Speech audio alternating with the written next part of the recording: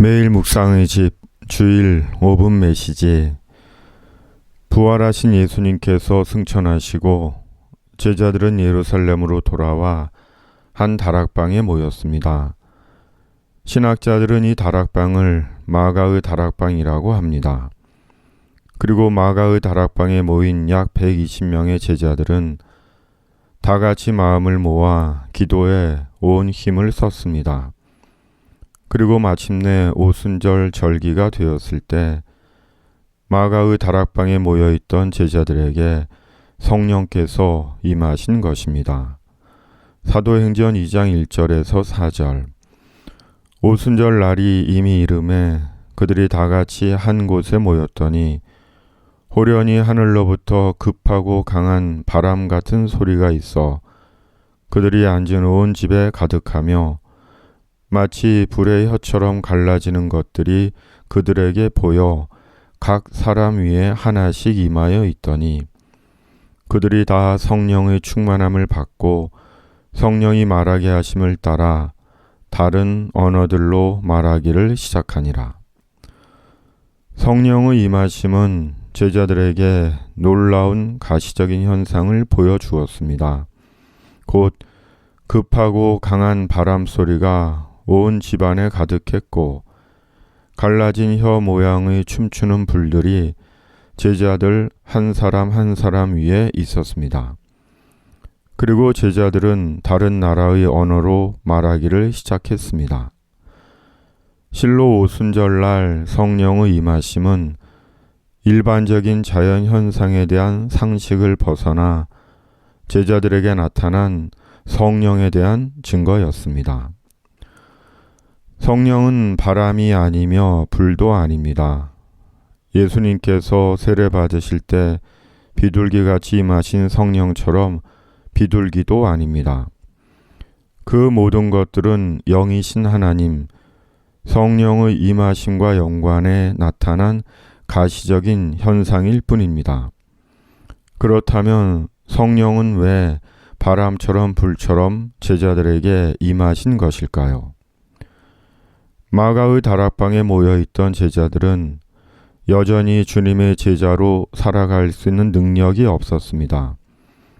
제자들이 부활하시고 승천하신 예수님을 만나고 목격한 이후 제자들에게 예수님에 대한 믿음은 생겼지만 예수님을 따를 능력과 용기는 부재했습니다.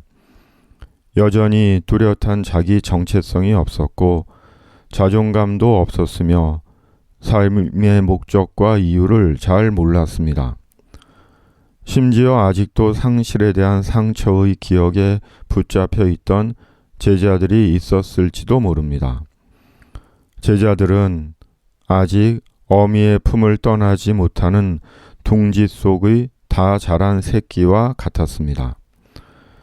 그런 그들에게 성령께서 불처럼 바람처럼 임하시자 제자들은 마치 허물을 벗고 세상을 향해 날아간 나비처럼 주저없이 세상을 향해 예수의 복음을 들고 날아간 것입니다. 바로 성령께서 제자들에게 잔해처럼 남아있던 불분명함과 불확실함과 불명료함, 심지어 불안감과 모든 상처와 의심과 두려움을 불처럼 태워버리시고 바람처럼 날려보내신 것입니다. 성령은 오순절 계통의 신앙의 전유물이거나 어느 특정인의 소유가 아닙니다. 성령은 예수 그리스도 안에서 주님을 믿는 모든 주의 성도들에게 주시는 하나님의 약속이며 은혜입니다.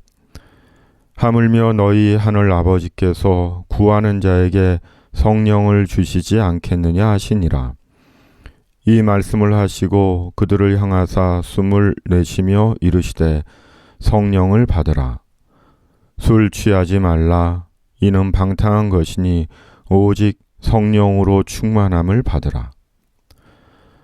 나무로 창을 내겠소라고 했던 시인 김상용처럼 성령의 볕이 드는 말씀과 기도의 남향으로 마음을 잡겠습니다.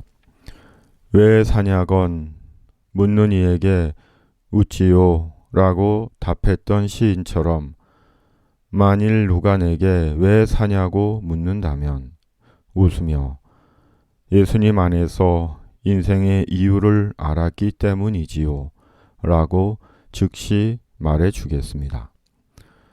성령 강림절 지난 후 첫 번째 주일, 지나간 성령 강림절과 함께 지나가는 성령님이 아닙니다.